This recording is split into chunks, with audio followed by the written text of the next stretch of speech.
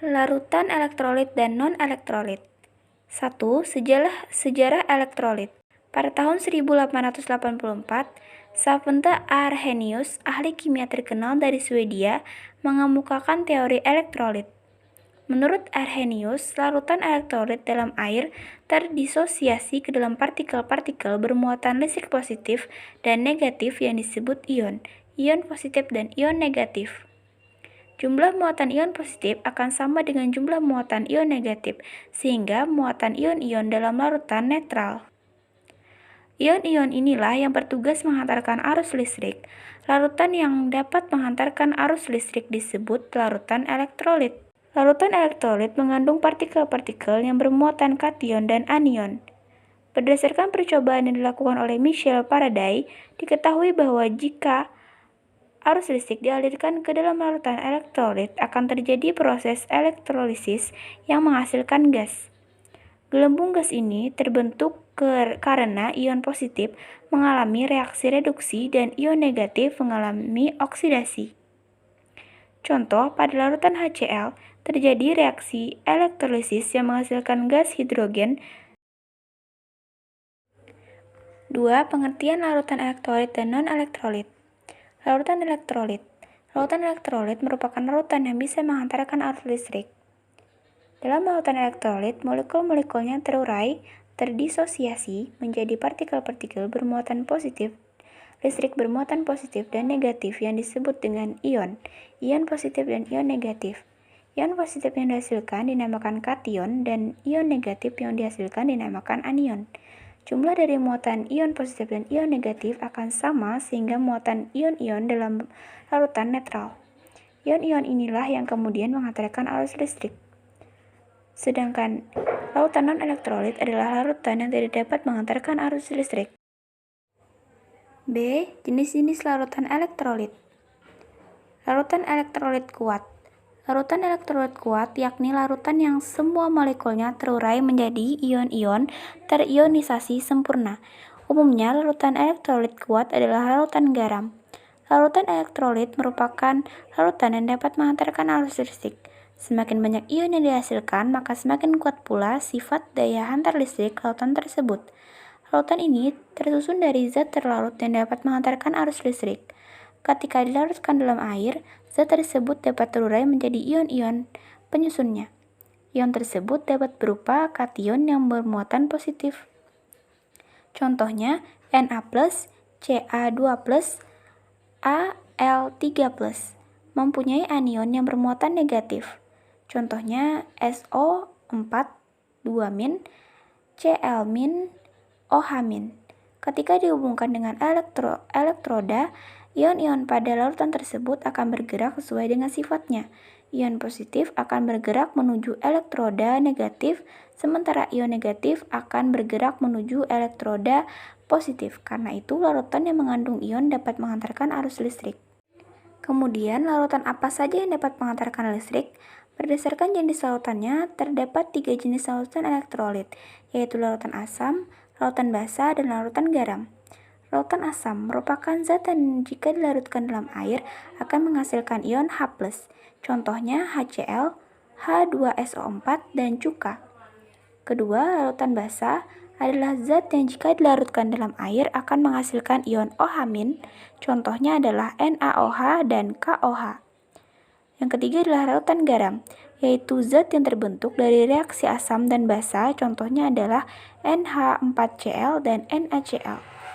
Ciri-ciri larutan elektrolit kuat. Yang pertama, penghantar arus listrik kuat atau baik. Yang kedua, terionisasi dengan sempurna. Kemudian yang ketiga, tetapan atau derajat ionisasi A sama dengan 1. Kemudian jika diuji, larutan elektrolit kuat memiliki nyala lampu yang terang dan muncul gelembung gas yang banyak. Contoh reaksi elektrolit kuat, NaCl menjadi Na+ ditambah Cl-, kemudian ada H2SO4, 2H+ ditambah SO4 2-. Kemudian larutan elektrolit lemah. Larutan elektrolit lemah yakni larutan yang tidak semua molekulnya terionisasi. ionisasi tidak sempurna. Ciri-ciri larutan elektrolit lemah. Penghantar listrik yang kurang baik atau lemah, terionisasi sebagian, tetapan atau derajat ionisasi 0 kurang dari A. Jika diuji, larutan elektrolit lemah, nyala lampunya lemah dan muncul gelembung gas yang sedikit. Contoh larutan elektrolit lemah, asam lemah ada HCN, H3PO4, CH3COOH, dan C2O3. Basa lemah, NH4OH, AiOH3, dan FeOH3. Larutan elektrolit dibagi menjadi dua, yaitu senyawa ion dan senyawa kovalen polar. 1. Senyawa ion. Salah satu contoh senyawa ion adalah NaCl yang terbentuk dari ion Na+ dan ion Cl- dalam wujud padatnya. Ion-ion NaCl tidak dapat bergerak bebas sehingga NaCl padat tidak dapat menghantarkan listrik. Senyawa kovalen. Senyawa kovalen yang bersifat polar jika dilarutkan dalam air, pelarut polar akan mengalami ionisasi sehingga dapat menghantarkan listrik. Artinya untuk senyawa kovalen polar hanya yang merupakan lautannya saja yang dapat menghantarkan listrik. Sedangkan untuk senyawa kovalen non-polar, baik padatan, lelehan maupun larutannya tidak dapat menghantarkan listrik. Kemudian yang ketiga, larutan non-elektrolit. Ciri-ciri larutan non-elektrolit, yang pertama tidak dapat terionisasi, yang kedua tidak dapat menghantarkan arus listrik atau isolator, yang ketiga tetapan atau derajat ionisasi A sama dengan 0. Jika diuji, larutan non-elektrolit tidak menyala dan tidak muncul gelembung gas.